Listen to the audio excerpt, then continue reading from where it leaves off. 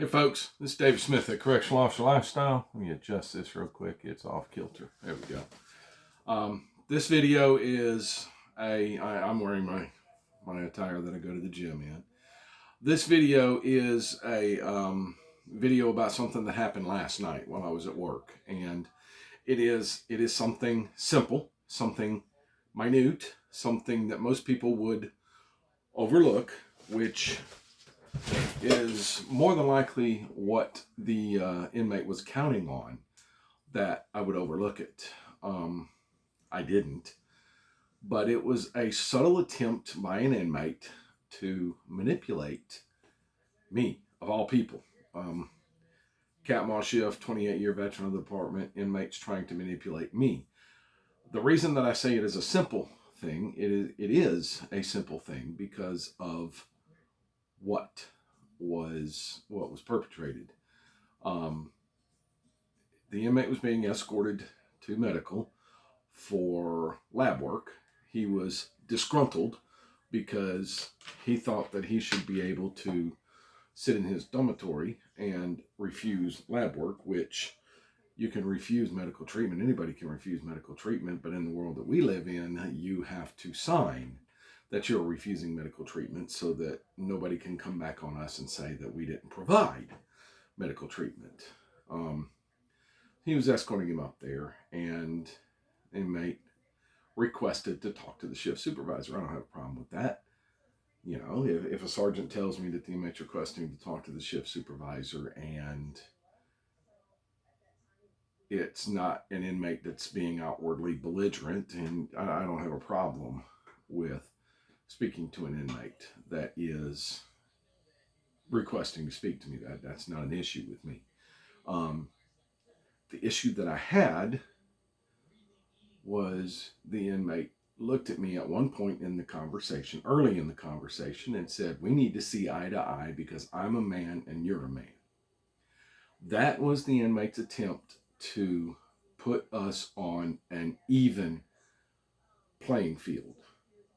Anthony Ganji describes this best as that was the inmate's attempt to pull me out of my prescribed role.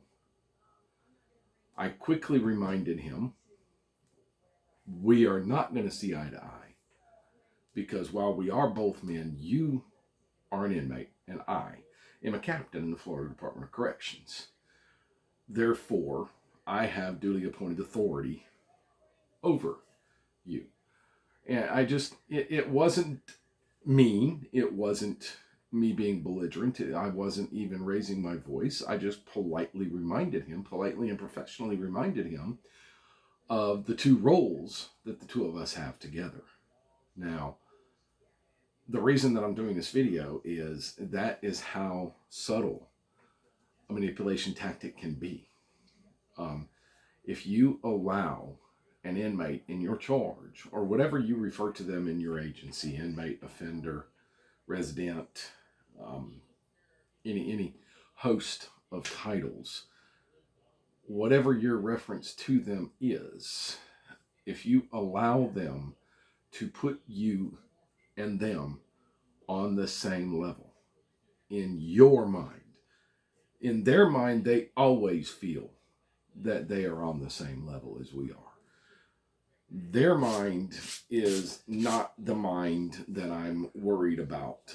It is the mind of the officer. If they can convince that officer that they're equal, then that officer has lost his authority.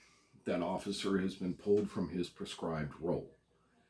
And the inmate can become more aggressive with the manipulation tactics, eventually getting to a point where the inmate can exercise authority over the officer, whereupon they have turned the officer and the officer now works for them instead of working for the agency. And that is something that we need to safeguard against, folks. I just wanted to bring that up because it was an inmate's attempt this morning during medical escorts to put me and he on the same playing field, on the same level. And we're not. We are not. on the same level. So that's all I've got for this video, folks. Just be careful. Be careful of these tactics. If you're wondering, Anthony Ganji has a book out called Inmate Manipulation Decoded. And if you haven't seen any of Anthony's videos, he speaks at length with regards to inmate manipulation. He's the host of Tear Talk. And Tear Talk is a channel specifically designed for the hardworking men and women of corrections, just like the correctional officer lifestyle is. So be careful. Be careful. The last thing you want is for an inmate to exercise any amount of control or authority over you when it comes to the performance of your job, because then you cannot perform your job. That's all I got for this one, folks. If you liked the video, make sure you hit the like button. You want to see more, hit the subscribe button, hit the bell for notifications when I post new videos, and engage, comment. Let me know what you're thinking. All right? As always, there is no place for domestic violence in this world. If you are the victim or you know the victim of a domestic violence situation, 1-800-799-SAFE, 1-800-799-7233, this domestic violence hotline. They have the tools, abilities, and resources to help the victims of domestic violence. If you know the aggressor in a domestic violence situation, please say something to somebody. Remember, the worst thing you can do is nothing. And if you are the aggressor in a domestic violence situation, there is help for you too. First, you have to admit that you need that help, and then you have to ask for it. Folks, love shouldn't hurt. Love should not hurt. I am my brother's keeper. I am my sister's keeper, and we work in corrections. One team, one fight. Y'all stay safe, behind the fence. I'll see you in the next video.